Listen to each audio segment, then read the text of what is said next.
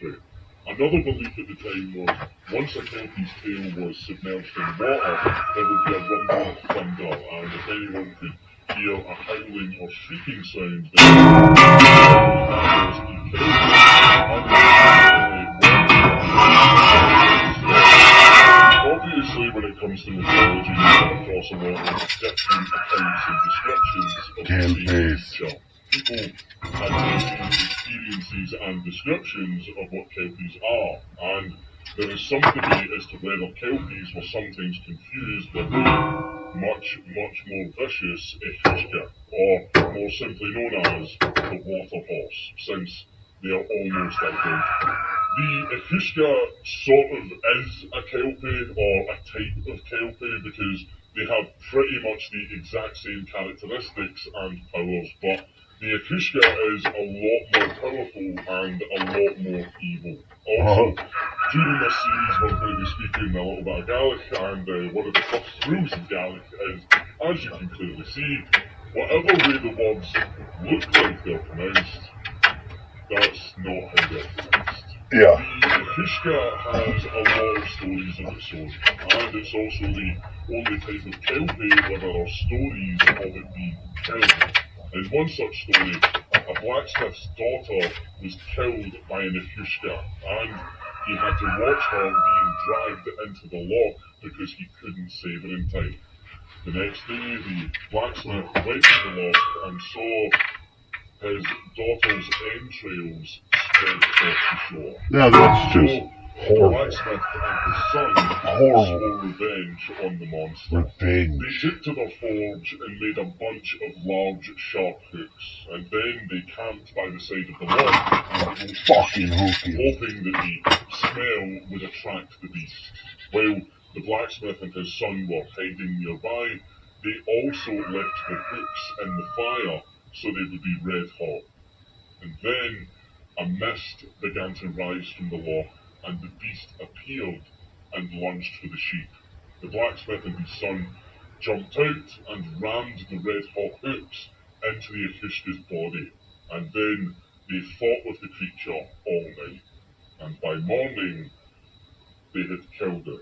Right. And then its body disintegrated and turned into a jelly-like substance. Another story which is a little harder to pin down is apparently an ehushka was killed by a man after it tried to seduce his sister. This is another thing that kelpies do, but more on that later. And some reports say that this happened on the Isle of Lewis, but other reports say that it happened on the mainland, and the location that the creature was slain was then called Kniok Navisht, or the hillock of the monster, where apparently some standing stones were erected to keep the beast sealed away. The problem is, during our research, we couldn't actually find this location, not on the Isle of Lewis or on the mainland. But this ehushka apparently lived in Loch Avuli, which is a real loch that is on the mainland. So the location of the hillock of the monster should be somewhere in this area, but we haven't been able to find its exact location. Also, it's possible that this story was actually referenced in The Witcher 3 during the quest, The Whispering Hillock, where you allow an ancient spirit to escape the hillock by allowing it to possess a black horse.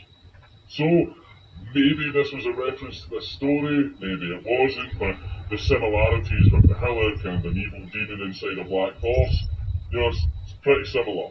Now, you're probably wondering what happens after the kelpie pulls its victims to a watery grave. Other than entrails? Some say that the kelpies would then eat their prey, and then they would throw up their entrails along the edge of the loch or riverside as a way of marking their territory.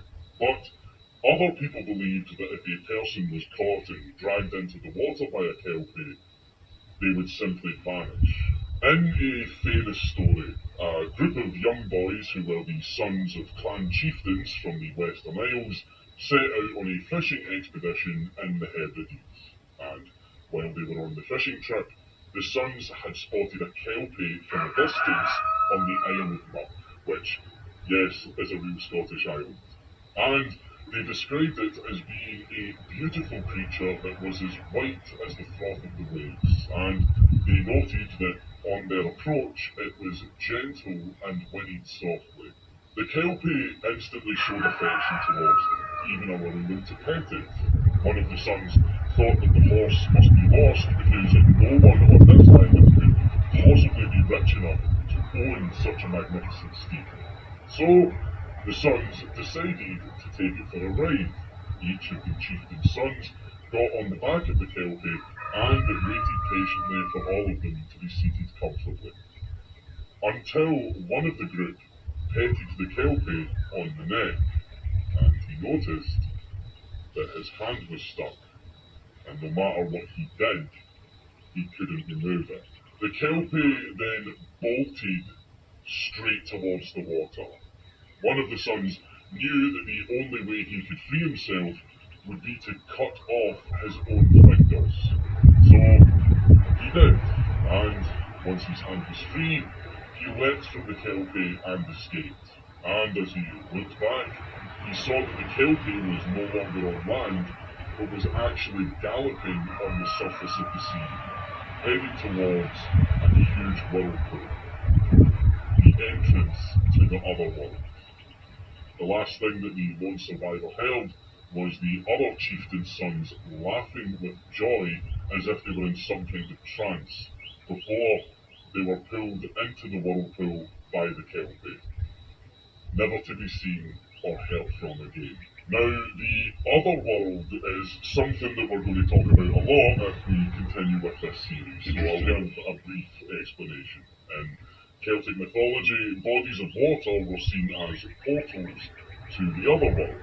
There are other ways to get into the other world, but right now let's focus on water because it's kind of the main one.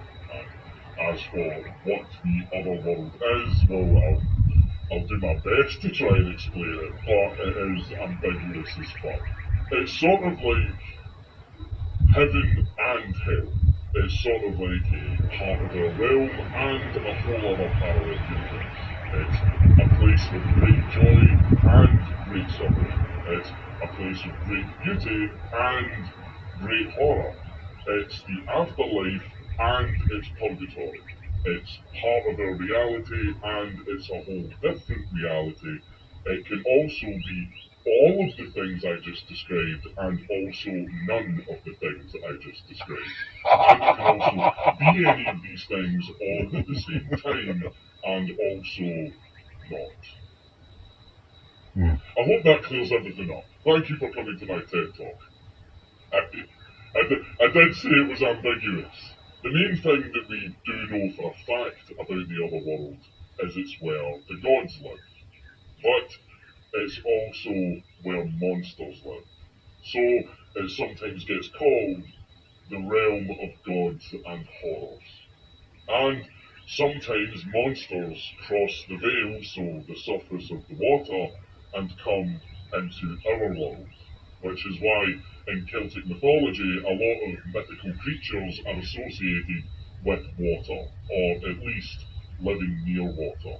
It's also where some Celtic customs and rituals come from. One ritual being throwing precious possessions into water, so throwing them into the other world as an offering to the gods in order to win their favour. This could be for a good harvest or for them to lend you their strength for an upcoming battle.